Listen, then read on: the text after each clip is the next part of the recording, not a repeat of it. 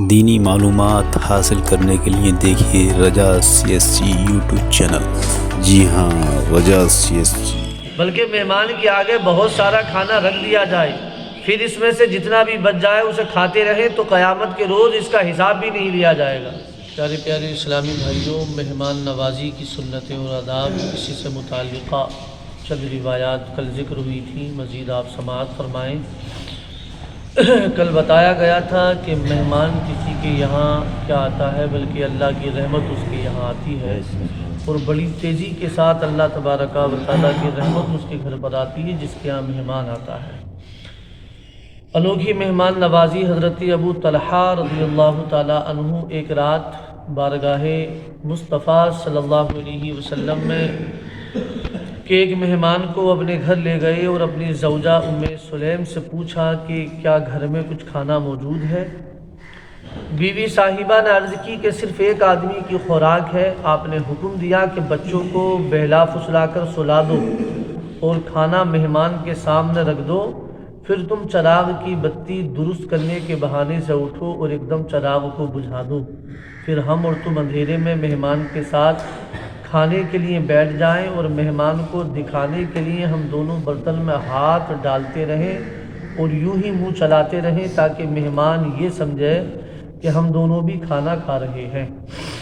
اس طرح مہمان شکم سیر ہو کر کھانا کھا لے گا اور ہم دونوں بھوکے رہیں گے۔ چنانچہ بی بی ام سلیم نے پہلے تو بچوں کو سلا دیا، پھر مہمان کے سامنے کھانا رکھ دیا اور چراغ کو بجھا دیا، پھر میاں بیوی دونوں ہی مہمان کے ساتھ کھانے کے لیے بیٹھ گئے۔ مہمان کھاتا رہا اور یہ دونوں میاں بیوی برتن میں ہاتھ ڈالتے رہے اور منہ چلاتے رہے، یہاں تک کہ مہمان نے پیٹ بھر کر کھانا کھا لیا اور اندھیرے میں اس کو یہ معلوم بھی نہ ہو سکا کہ میاں بیوی بھوکے رہ گئے۔ بعض دوسری روایات سے پتہ چلتا ہے کہ جب صبح حضرت ابو طلحہ رضی اللہ تعالیٰ عنہ بارگاہ مصطفیٰ صلی اللہ علیہ وسلم میں حاضر ہوئے تو سرکار صلی اللہ علیہ وسلم نے مسکرا کر فرمایا، تمہاری رات کی مہمان نوازی پروردگار کو بہت پسند آئی۔ سبحان اللہ، سبحان اللہ۔ پیارے اسلامی بھائیوں، کیا جذبہ تھا ہمارے اسلاف کے اندر، ہمارے بزرگوں کے اندر مہمانوں کی مہمان نوازی کرنے کا، اور ایک آج ہم اور آپ کی جان جو ہے چراتے ہیں۔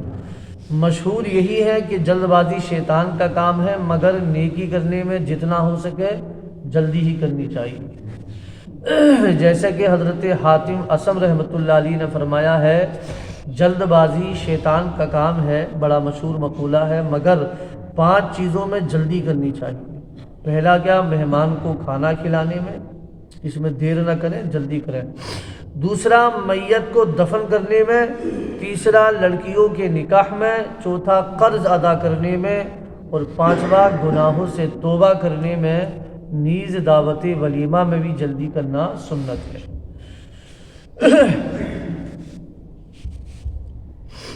سرکار مدینہ صلی اللہ علیہ وآلہ وسلم نے فرمایا، جو شخص چاہتا ہے کہ اللہ اور اس کا رسول صلی اللہ علیہ وسلم اسے دوست رکھے تو اسے چاہیے کہ مہمان کے ساتھ کھانا کھائے۔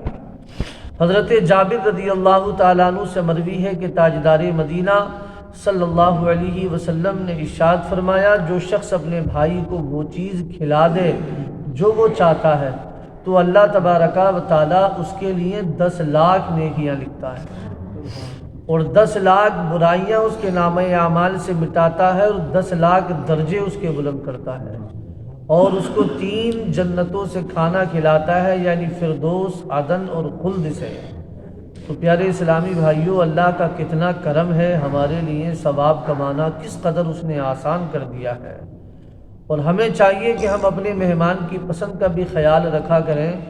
جس قسم کا کھانا وہ پسند کرتا ہے، ہو سکے تو وہی کھانا اسے کھلائیں تاکہ اس کا دل خوش ہو جائے کہ سرکار مدینہ صلی اللہ علیہ وسلم کا فرمان عالی شان ہے، مسلمان کے دل میں خوشی داخل کرنا یہ 60 سال کی نفلی عبادت سے بہتر ہے۔ حدیث پاک میں ہے، جو اپنے بھائی کو میٹھا لقمہ کھلائے گا قیامت کی گھبراہٹ سے بچے گا، اور جو لذیذ چیز اس کی خواہش کے مطابق کھلائے گا 1000 نیکیوں کا ثواب پائے گا۔ اور مسلمان کے پیٹ میں ایک آنت ہے جو سوائے میٹھی چیز کے کسی اور چیز سے نہیں بڑھتی۔ پیارے اسلامی بھائیوں، میٹھی چیز تو پھر میٹھی چیز ہے، یہ تو ہمارے پیارے آقا صلی اللہ علیہ وآلہ وسلم کو بے حد پسند، چنانچہ سرکار مدینہ صلی اللہ علیہ وآلہ وسلم خود ارشاد فرماتے ہیں، حدیث پاک میں آتا ہے، کان النبی یحب الحلوہ والعسل، سرکار مدینہ کو حلوہ اور شہد بہت محبوب تھا۔ جو اپنے اسلامی بھائی کو پیٹ بھر کے کھلائے پلائے وہ جہنم سے 3500 سال کی راہ دور کر دیا جاتا ہے۔ جیسے کہ تاجدار مدینہ صلی اللہ تعالی علیہ وآلہ وسلم کا فرمان عالی شان ہے، جو شخص اپنے کسی اسلامی بھائی کو اتنا کھانا کھلائے کہ اس کا پیٹ بھر دے اور پانی پلائے یہاں تک کہ اس کی پیاس جاتی رہے، تو اللہ تبارکہ و تعالی اس کو دوزخ سے 7 خندقیں دور کر دے گا، جن میں سے ہر 2 خندقوں کے درمیان کا فاصلہ 500 برس کی راہ ہوگا۔ سبحان اللہ۔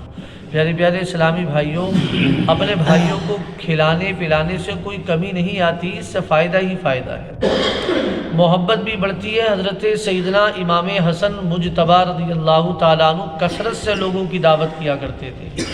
امام حسن کثرت سے لوگوں کی دعوت کیا کرتے۔ کسی نے عرض کیا، یا شیخ لا خیر فی الاسراف، یعنی فضول خرچی میں کوئی بھلائی نہیں۔ کسی نے آپ سے کہا کہ فضول خرچی میں کوئی بھلائی نہیں، تو آپ نے جواباً ارشاد فرمایا، لا اسراف فی الخیر، یعنی خیر میں اور اچھائی میں کوئی فضول خرچی نہیں۔ سبحان اللہ۔ ان لوگوں کی خوش قسمتی کے کیا کہنے جو وقتاً فوقتاً میلاد شریف، 11ویں شریف کے موقع پر اور بزرگوں کے ایصال ثواب کے لیے لوگوں کو کھانا کھلاتے رہتے ہیں۔ حضرت شاہ ولی اللہ محدث دہلوی علیہ الرحمہ فرماتے ہیں کہ ہر سال میرے والد گرامی حضرت شاہ عبد الرحیم صاحب میلاد شریف کے مبارک مہینے میں سرکار دو جہاں صلی اللہ تعالی علیہ وآلہ وسلم کی فاتحہ کرتے، کھانا کھلاتے۔ ایک سال والد صاحب کے پاس تھوڑے سے بھنے ہوئے چنوں کے علاوہ اور کوئی کھانا موجود نہیں تھا، اسی پر فاتحہ دلا دی۔ رات سوئے تو قسمت جاگ اٹھی، کیا دیکھتے ہیں کہ سرکار مدینہ صلی اللہ علیہ وآلہ وسلم تشریف فرما ہے، لبوں پر مسکراہٹ پھیلی ہوئی ہے، اور وہی چنے بھی سرکار صلی اللہ علیہ وسلم کے پاس رکھے ہوئے ہیں۔ سبحان اللہ۔ حضرت انس رضی اللہ تعالیٰ عنہ نے اپنے بھائی حضرت برا بن مالک رضی اللہ تعالیٰ عنہ سے فرمایا، اے برا، آدمی جب اپنے بھائی کی اللہ کے لیے مہمان نوازی کرتا ہے اور اس کی کوئی جزا اور شکریہ نہیں چاہتا، تو اللہ تبارکہ و تعالیٰ اس کے گھر میں 10 فرشتوں کو بھیج دیتا ہے اور اس کے لیے مغفرت کی دعا کرتے رہتے ہیں، اور جب سال پورا ہو جاتا ہے تو ان فرشتوں کی پورے سال کی عبادت کے برابر اس کے نامہ اعمال میں عبادت لکھ دی جاتی ہے، اور اللہ تبارکہ و تعالیٰ کے ذمے یہ ہے کہ اس کو جنت کی لذیذ غذائیں، جنت الخلد اور نافنا ہونے والی بادشاہی میں کھلائے۔ تو پیارے پیارے اسلامی بھائیوں، کس قدر اللہ تبارکہ و تعالیٰ عظیم نعمتیں اور انعام و ثواب عطا فرماتا ہے کہ اگر مہمان کو، کسی اسلامی بھائی کو صرف اور صرف اللہ تبارکہ و تعالیٰ کی رضا کے لیے اس کو کھلائے پلائے، جس کو کھلایا جا رہا ہے اس سے کوئی جزا اور شکریہ کی نیت نہ ہو۔ سبحان اللہ، سبحان اللہ۔ کسی کے گھر مہمان تو کیا آتا ہے، گویا اللہ کی رحمت کی چھما چھم برسات شروع ہو جاتی ہے، اس قدر اجر و ثواب اللہ اللہ۔ مگر یاد رہے اس میں بھی اور ہر عمل میں اخلاص شرط ہے۔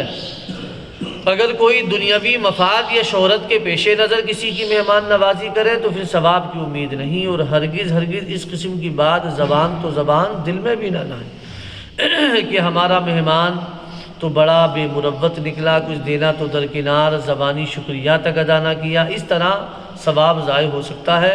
مہمان کے آگے جتنا بھی کھانا رکھا جاتا ہے وہ سارا حساب سے مستثنی الگ ہوتا ہے، بلکہ مہمان کے آگے بہت سارا کھانا رکھ دیا جائے، پھر اس میں سے جتنا بھی بچ جائے اسے کھاتے رہیں تو قیامت کے روز اس کا حساب بھی نہیں لیا جائے گا۔ یعنی مہمان کے سامنے جتنا کھانا پیش ہوتا اس کھانے کا حساب نہیں لیا جائے گا۔ سبحان اللہ، سبحان اللہ۔ اسی لیے بعض بزرگوں کی عادت ہوتی تھی کہ گھر میں جو کچھ کھانا حاضر ہوتا سب کا سب مہمان ہو اور دوستوں کے آگے رکھ دیتے، پھر بچا ہوا بعد میں تناول فرماتے رہتے۔ چنانچہ امام غزالی فرماتے ہیں ایک بزرگ کی عادت تھی کہ جب بھائیوں کے سامنے دسترخوان بچھاتے تو بہت سا کھانا لگاتے، فرماتے حدیث شریف میں آیا ہے جو کھانا دوستوں کے آگے سے بچ جائے اس کا بھی حساب نہ ہوگا۔ میں چاہتا ہوں کہ جو کھانا دوستوں کے سامنے سے بچا ہوا اٹھاؤں میں اسی کو کھایا کروں۔ سبحان اللہ۔ تو پیارے پیارے اسلامی بھائیوں، چند روایات آپ نے سماعت کی، انشاءاللہ مزید گفتگو ہوگی۔ اللہ تبارک و تعالیٰ کی بارگاہ میں دعا ہے ہم سب کو پیارے مصطفیٰ صلی اللہ علیہ وآلہ وسلم کی پیاری پیاری تمام سنتوں پر عمل کرنے کی توفیق عطا فرمائے۔ درود پاک پڑھیں، اللہم صلی علی سیدنا مولانا محمد وبارک وسلم، صلو علیہ صلاۃ و سلام علیہ یا رسول اللہ۔